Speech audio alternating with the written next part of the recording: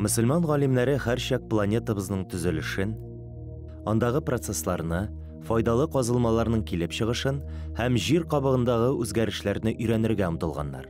Үзләренең ачышлары белән башкаларда соклану уятып, алар бөтен дөньяны бар кылган Аллаһ Тәгаләнең бөеклеген күрсәтәләр.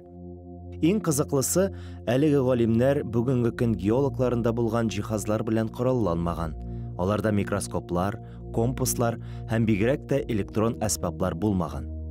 Әмма ул вакыттагы ачышларның күбесе бүгенге көндә дә актуаль. Ә шушы галимнәр ясаган нәтиҗәләр хәзерге заман буыннары тарафыннан расланган. Ислам тарихында беренче геолог Әл-Җаһиз була. Әгәр ул чордагы ислам галимнәренә карасак, башка фәннәрдән тыш алар геология, метеорология, география һәм космология кебек юнәлешләр белән дә кызыксынганнар. Шунысы игътибарга лаек, Әл-Җаһиз бер үк вакытта математик, астроном, биолог һәм зоолог булган. Яшь чагында ук ул фәнни җыелышларга йөри, ә кыю идеяләре һәм хезмәтләре нәтиҗәсендә Әл-Мәъмүн хәлифә аны күреп ала һәм сарайга чакыра. Галимнең тулы исеме булай яңгырый: Әбу Госман Әмр бин Бәһр әл-Кинани әл-Басри. Ул 200-гә якын фәнни әсәр язган.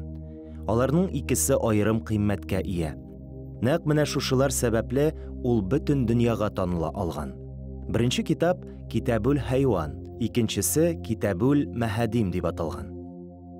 Китабул Хайванның бер өлешендә Әл-Җаһиз таулар һәм тау тукымнары, диңгезләр һәм ярлар барлыкка килү процессын җентекләп тасвирлый.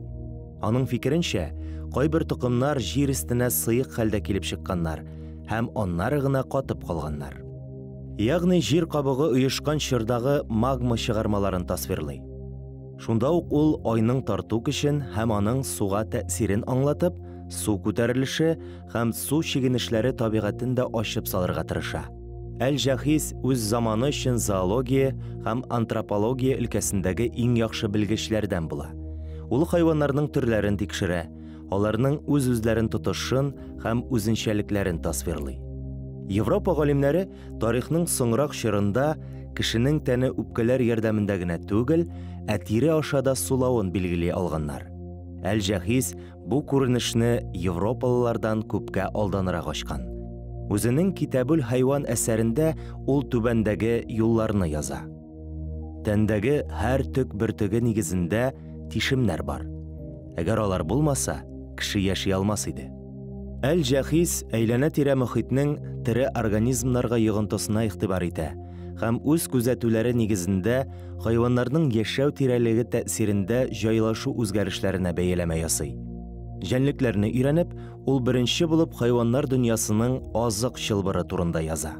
Әйләнә-тирә мөхитнең тереклеккә йогынты ясавына ышанган кеше буларак, Әл-Җаһиз тере организмнарның кыяфәтләренә һәм физик күрсәткечләренә нәкъ менә тирәлек тәэсир итәргә мөмкин дип аңлата. Кешеләр арасында төрле расалар булуын һәм бигрәк тә негроид расасының үзенчәлекләрен ачыклап, ул организмның мөхиткә яраклашуы һәм географик детерминизм төшенчәләрен куллана. Әмр бин Бәһр әл-Җаһиз шул ук вакытта язучы, публицист та була. Аның каләменә күп санлы әдәби һәм танып белү әсәрләре, теологиягә, полемикага, дини-сәяси мөхиткә багышланган хезмәтләре, шулай ук борынгы чордагы ислам фәлсәфәсенә багышланган әсәрләр карый. Әл-Мутавәккил хәлифә идарә итү чорында сарайдан киткән Әл-Җаһиз Басра шәһәрендә яши.